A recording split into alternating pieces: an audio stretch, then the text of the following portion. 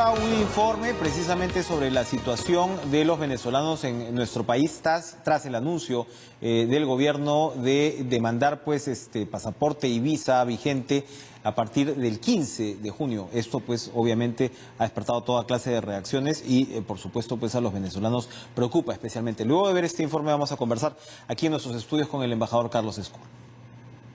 Mire, nosotros respetamos la decisión del gobierno peruano. La verdad nosotros también, compartimos que queremos una migración segura y ordenada. Yo creo que eso es importante. Es una decisión soberana. Si bien el embajador de Venezuela en Perú, Carlos Escur, consideró que tramitar la visa humanitaria permitiría una migración ordenada y en el futuro abriría las puertas a la obtención del carnet de extranjería, reconoció que costearla podría ser casi imposible para los migrantes venezolanos en este momento. Conseguir un pasaje un pasaporte dentro y fuera de Venezuela es muy difícil, es costoso y por supuesto que es algo algo complicado. Algo bueno que el Perú acepte el pasaporte vencido después de 5 años de su vencimiento por una decisión de la Asamblea Nacional. En este último punto, la activista venezolana Paulina Fachín afirma que la medida que empezará a regir a partir del 15 de junio debe ser más clara. Explicó que para sacar la visa de turista se pide como requisito tener el pasaporte vigente. Se le dio una vigencia adicional a los pasaportes vencidos de 5 años más contados a partir de la fecha de su vencimiento. Es decir, que estaría habiendo un cambio y un desconocimiento de lo que ya se había reconocido. En Venezuela, tramitar un pasaporte sobrepasa los $180, pero además del dinero, obtenerlo de forma legal es una odisea. Más allá, ahorita en Venezuela un pasaporte no se puede sacar. Si tú llegas y buscas, a ver quién te lo hace. Si te lo hacen, bueno, bien. Si no te sale, perdiste, pierdes la plata. La crisis económica, política y social por la que atraviesa Venezuela ha hecho que hasta la fecha 4 millones de personas abandonen el país. Según datos de la Agencia de la ONU para los Refugiados, nuestro país es el segundo con mayor cantidad de migrantes venezolanos, con 768.000 personas. Y precisamente estamos con el embajador Carlos Escur, a quien le damos la bienvenida y las buenas noches. Gracias por estar con nosotros, embajador. A ver, aclaremos un poco el tema de la vigencia de los pasaportes. Primero, ¿cómo están entrando ahora mismo los inmigrantes venezolanos al país? ¿Cómo van a entrar hasta el 15 de junio? ¿Cómo pueden entrar? ¿No se les exige pasaporte? No, es verdad, muchos de nuestros connacionales, por lo que se está explicando en ese video, porque es muy costoso, porque conseguir, la verdad, un pasaporte en Venezuela es muy difícil. Entonces están entrando con su tarjeta de identidad. Con una tarjeta, con su tarjeta de identidad, con la cédula de identidad, otros entran con la carta andina, entonces por supuesto que es muy complicado, ¿no?, para los venezolanos, ¿no? Gran parte de la población no cuenta con el pasaporte, pero sí es verdad que el Perú ha sido uno de los países pioneros, y eso hay que decirlo, en ese sentido de solidaridad, que acepta el pasaporte vencido de los venezolanos, que eso es algo que se aprobó en enero por una resolución que aquí en el Perú, por una disposición también que hizo la Asamblea Nacional en Venezuela. Hay un Twitter de, no sé si es el gobierno de Juan Guaidó, el propio Juan Guaidó, de repente lo podemos ver, donde se ha, ahorita vamos a entrar, donde se ha precisamente asegurado, ¿no?, presidente de la República decreta extensión de los pasaportes por 5 años después de su vencimiento. ¿Esto es nuevo o esto ya se había dado antes? ¿Esta extensión sí, ya esto es una extensión que se dio ahorita. En el 2018 hubo otra extensión por parte de la Asamblea Nacional. Entonces, bueno, también, por ejemplo, es importante anunciar que en los Estados Unidos esta disposición se aceptó. ¿El Perú no estaría aceptando esta disposición con la nueva ley? ¿O no está claro? No, eso es lo que falta aclarar. Lo que tenemos entendido es que sí se iba a aceptar con la disposición de la Asamblea Nacional que hubo en el año 2018, es decir, que se acepta el Ahora, además del pasaporte, que bueno, habría que ver si efectivamente se acepta, ¿no?, la extensión, que debería ser así en todo caso, se está pidiendo la visa. En una situación diplomática como la que estamos viviendo ahora mismo, ¿dónde un venezolano pide la visa? Sí, lo que dice el comunicado oficial del Ministerio de la Cancillería es que esta visa se iba a solicitar, la visa humanitaria, en los consulados de Caracas, del Perú, en Caracas y Puerto Ordaz, en Venezuela, y también extraordinariamente en los consulados del Perú en Colombia y en Ecuador. en varias ciudades de Colombia y en varias ciudades de Ecuador. Y la visa de turista se puede solicitar en los distintos consulados del Perú alrededor del mundo. Ahora, por supuesto, esto falta, y lo que creo que es la preocupación de la comunidad venezolana dentro del Perú y fuera también, es un poco, digamos, aclarar todas estas normativas, estos protocolos, que eso es lo que, por supuesto, nosotros hemos venido trabajando, de cómo darle información veraz y oportuna sobre estos nuevos requerimientos a la población venezolana, ¿no? Ahora, ¿cómo es el tema de los flujos? Porque ayer hablábamos con el gobernador regional precisamente de Tumbes, ¿no?, que nos decía que se está recibiendo aproximadamente 2.000 personas diarias y que seguramente esto se iba a incrementar de aquí al 15, precisamente por la incertidumbre. Pero al mismo tiempo Nicolás Maduro ha ordenado reabrir los pasos fronterizos con Colombia hoy mismo, ¿no?, en Táchira, que estaban cerrados desde el pasado 22 de febrero, que recordamos con el objetivo pues de bloquear el ingreso de ayuda humanitaria. ¿Esto qué efecto va a tener? Y explíquenos, por favor, cómo son estos flujos, porque claro, entras primero a Colombia, ¿no?, y de ahí el migrante toma la decisión de seguir hacia el Perú. Acabamos de ver que en el Perú la cifra oficial es de aproximadamente 770.000 inmigrantes, ¿no? Y en Colombia está en el rango de 1.3 millones, ¿no? Sí. Casi el doble. ¿Cómo es este flujo? Cuéntenos, por favor, y qué efecto tiene esta decisión de Maduro. Sí, efectivamente, lo que está sucediendo es que cuando la frontera estaba cerrada, muchos de los venezolanos estaban saliendo, digamos, por estas llamadas trochas o, digamos, unos caminos alternos que, mira, es muy peligroso porque están controlados por el crimen organizado, y esto es lo que pasa a veces cuando hay restricciones de frontera, que a veces empiezan a aparecer, muchas de las personas empiezan a pasar, digamos, por vías que son peligrosas, ¿no? Que a veces son controladas por estos grupos irregulares en la frontera colombo-venezolana, y luego una vez que llegan, normalmente llegan a la ciudad de Cúcuta, que es la ciudad fronteriza, digamos, más grande en Colombia, donde, bueno, por supuesto, ahí, digamos, muchos toman la decisión de quedarse en Colombia o continuar su camino, digamos, a otros países, ¿no? Obviamente, como el Perú, digamos, facilitaba hasta el 31 de octubre del 2018 con todo lo que era el permiso temporal de permanencia, el PTP, y, digamos, muchos venezolanos decidían, ¿no?, venir al Perú. ¿Qué es lo que sucede? Y es lo que hay que entender, que en Venezuela hay una crisis humanitaria tremenda.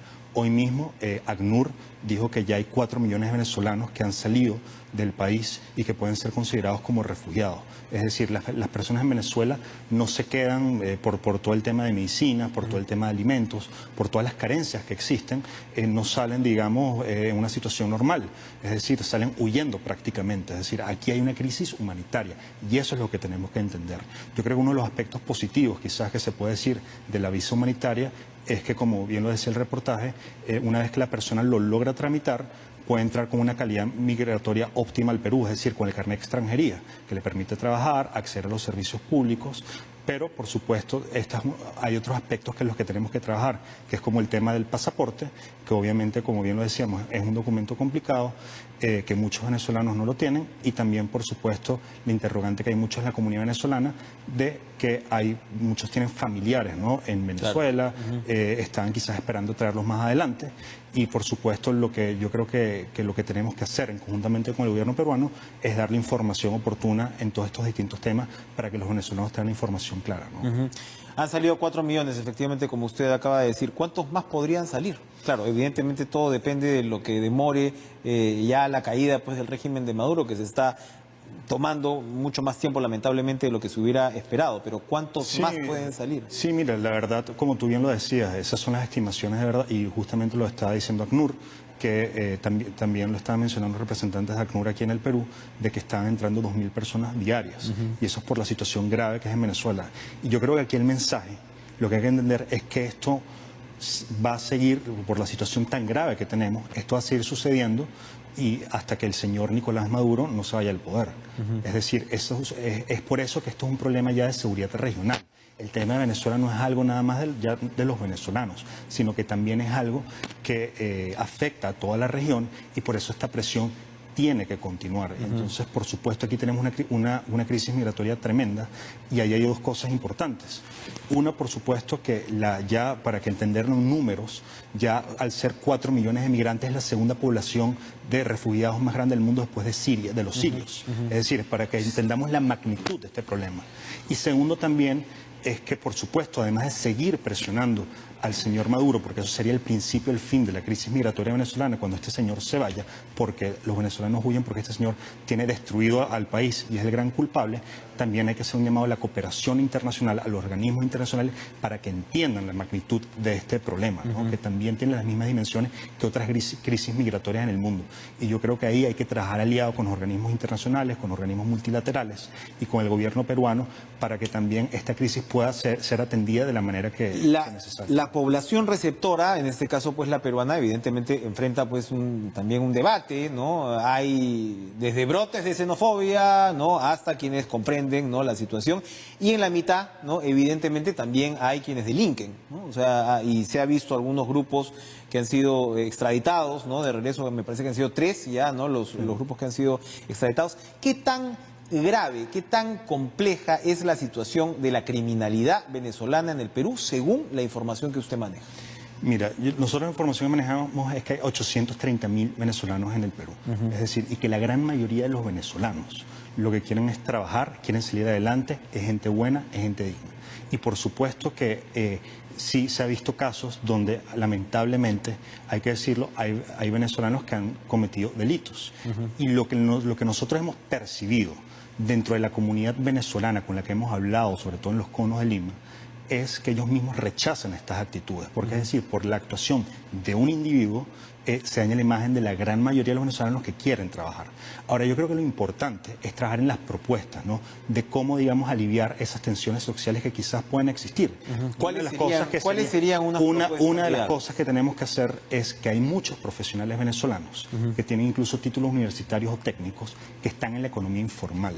Es decir, entonces nosotros tenemos que crear propuestas para incorporar a estas personas a la vida profesional económica del país. Y eso es una relación ganar-ganar, porque si un venezolano se formaliza, puede tributar, por supuesto puede tener una calidad de vida mejor y es bueno para la economía peruana. Eso está avanzando poco, ¿no? Porque Óscar Vázquez nos decía hace algunos días o semanas que incluso pues tenías este tema de los bancos de profesionales que estaban dispuestos a suplir déficits, ¿no?, en las regiones, que siempre, por ejemplo, acabamos de hablar con Pilar Macetti, ¿no?, déficits de salud, déficits en distintas áreas, ¿no?, claves.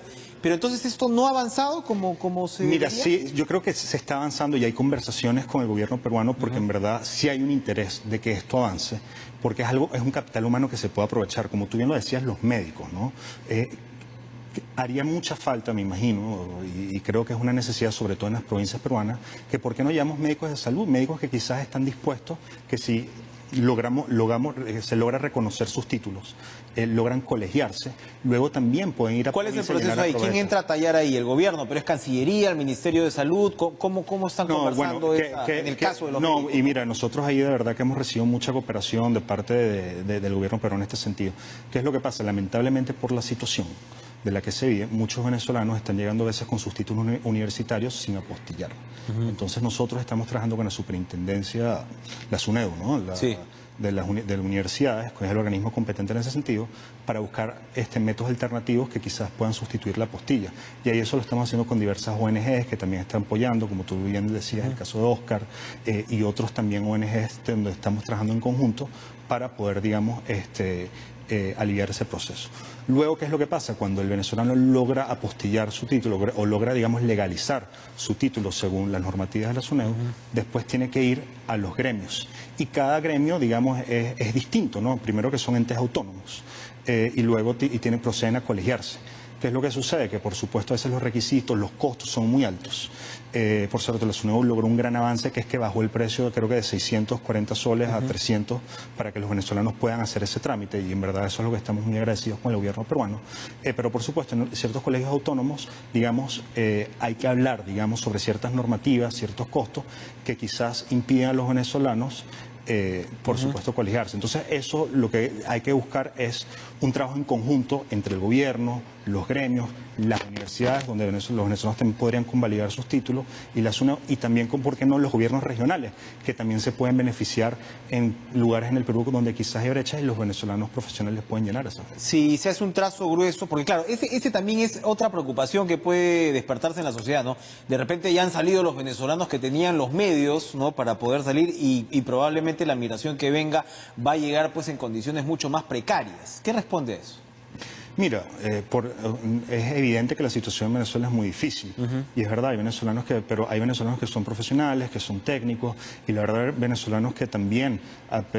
muchas familias por reunirse, claro, muchas familias y que venezolanos que quieren salir adelante, independientemente si tienen un título o no, que son personas trabajadoras, que son personas en verdad que buscan una vida digna, que en verdad lo que quieren, digamos, es tener una mejor calidad de vida. ¿Cómo se van a organizar ustedes entonces para también tener pues una labor digamos, de promover también pedagogía, digamos, de la tolerancia, ¿no?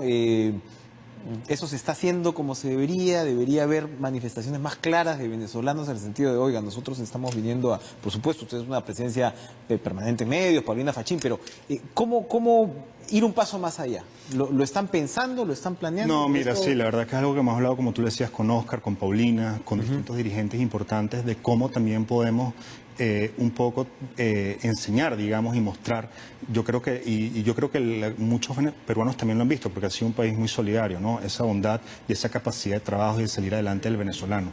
Y es un poco entender también, primero, de que el venezolano, como te lo dije antes, no es que se está yendo de Venezuela porque quieren, muchos salen fuera de su voluntad y que están huyendo de una crisis humanitaria tremenda, y que la gran mayoría, por supuesto, es que está agradecido con este país que ya para muchos se ha convertido en una segunda casa. Mira, por ejemplo, ahorita el 10 de junio va a comenzar por un programa que lanzó el Ministerio de Educación, que son para niños peruanos y extranjeros, que van a abrir un año escolar paralelo, que va a comenzar, y la verdad es un programa muy bonito, porque además de los niños peruanos, muchos de esos niños extranjeros obviamente son venezolanos que acaban de llegar. Por supuesto. Entonces, por supuesto que ya el venezolano va a ser parte de la vida de este país, ¿no? Yo creo que trabajar en esa integración, en actividades que integren con el gobierno peruano, con las ONGs venezolanas y también, por supuesto, con la cooperación internacional, ver cómo podemos trabajar un poco para que poco a poco los venezolanos se vayan integrando. Mire, yo creo que eso va a tener la clave es la integración. Sí. En trazos gruesos, ¿cómo es la distribución de los migrantes ahora mismo? Evidentemente Lima, me imagino que concentra pues una parte importante, Lima... pero hay las regiones, por supuesto, de frontera, pero ¿dónde nos puede decir que se han formado, digamos, colonias significativas más allá de... Mira, por supuesto Lima, donde, bueno, según las estadísticas de la OIM, la Organización Internacional de Migraciones y, digamos, de los estudios, es donde está el gran grueso, ¿no? de los venezolanos, ¿no? Casi el 80%. Por supuesto, los municipios, los conos donde hay más venezolanos, en Los Olivos, San Martín de Porres, San Juan de Lurigancho, digamos, ahí se concentra una gran cantidad de compatriotas venezolanos. Y luego hemos visto, por supuesto, ya... y se dan toda una serie de negocios paralelos, ¿no? En el sentido de alquiler de viviendas, o sea... Claro, y eso es un gran aporte que dan, porque se da también un mercado de alquiler de viviendas, como tú lo decías, de verdad que... y también, bueno, de venezolanos que, digamos, que aportan, digamos, su mano de obra a distintas industrias. Pero por supuesto también hemos visto ya venezolanos, la gran cantidad, después viene Arequipa, Trujillo, muchos venezolanos en Piura, por supuesto, y también, bueno, ahorita vemos venezolanos en Cusco, en distintas partes, ya los vemos en distintas regiones. Entonces yo creo que es trabajar en conjunto, ya no solo basta Lima, sino también trabajar con las autoridades regionales y locales para que los venezolanos se puedan integrar de la mejor manera al país, ¿no? Muy bien. Tiempos pues de tragedia, ¿no? Y tiempos de necesidad de tolerancia, sin duda. Embajador Carlos Escú, gracias por acompañarnos esta noche. Nos despedimos por esta semana. Me tomo unos segundos, ¿no?, a la producción para recordarle a los televidentes que el lunes regresamos a nuestro horario habitual en señal abierta de 9 a 9 y media, lo que hemos tenido en esta temporada. Hemos estado, por supuesto, en la señal noticiosa en vivo, con las repeticiones en señal abierta y en vivo, pero vamos a regresar a lo que teníamos antes, básicamente el lunes. Así que, por favor, además, corran la voz a nuestros televidentes. Que tengan un excelente fin de semana. Muy buenas noches.